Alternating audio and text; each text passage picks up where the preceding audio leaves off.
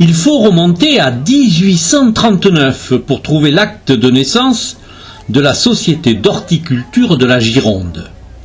L'une de ses principales vocations est de faire partager des savoirs et des connaissances horticoles au plus grand nombre. Une orientation toujours d'actualité qui se complète par des actions de communication vers le grand public. Nos buts sont très différents, voyez-vous. C'est déjà de faire connaître, pour faire un beau jardin, de faire connaître les végétaux. Pour cela, il y a comme aujourd'hui des manifestations de foires aux plantes. Nous faisons aussi des visites de jardins privés. Voyez-vous, j'ai créé ici en Gironde la route fleurie. Il y avait la route des vins, la route des abbayes, mais il n'y avait pas de route fleurie. Et donc avec le Conseil général, nous avons pu créer ce que nous appelons balade en jardin, 25 jardins privés de propriétaires qui ouvrent les portes de leur jardin au public. Deuxième action que j'ai menée, j'ai été interrogé il y a quelques années, il y a 10 ans, par le nombre d'enfants intoxiqués par des plantes. Voyez-vous, elles sont belles, nos plantes, ce sont nos amis les plantes, mais malheureusement, des fois, sachez pour votre information que 3 boules de ricin, ça peut tuer un enfant. 3 boules de Taxus baccata, l'if d'Irlande, ça peut tuer un enfant.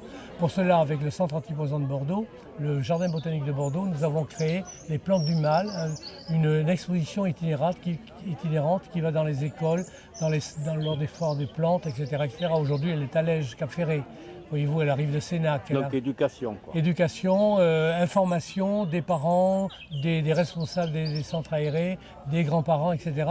sur le danger que peuvent provoquer ces plantes. Il m'a paru indispensable de faire recenser en Gironde notre patrimoine vert, à savoir j'ai fait recenser les arbres centenaires, bicentenaires et tricentenaires afin de les faire connaître au public, de les faire protéger, de les classer, éventuellement de les entretenir.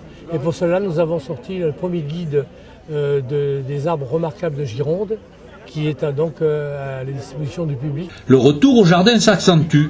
Crise économique, mais aussi envie de bien manger. Il y a une période difficile actuellement, et c'est certain que les gens, puis aussi il y a les gens qui veulent le plaisir de consommer les légumes qu'ils ont fait pousser, et puis de les avoir conduits jusqu'à la récolte avec des méthodes sans trop de pesticides, si je peux dire. Ça aussi, c'est un de vos soucis? Ah, mais c'est un de mes soucis, malgré que je vais vous faire une confidence. J'ai travaillé pendant 32 ans dans un groupe Ron Poulenc, je m'occupais de vendre des pesticides pour les jardins, voyez-vous. Mais comme je dis, tout est poison, rien n'est poison, seule la dose fait le poison. Tout est là.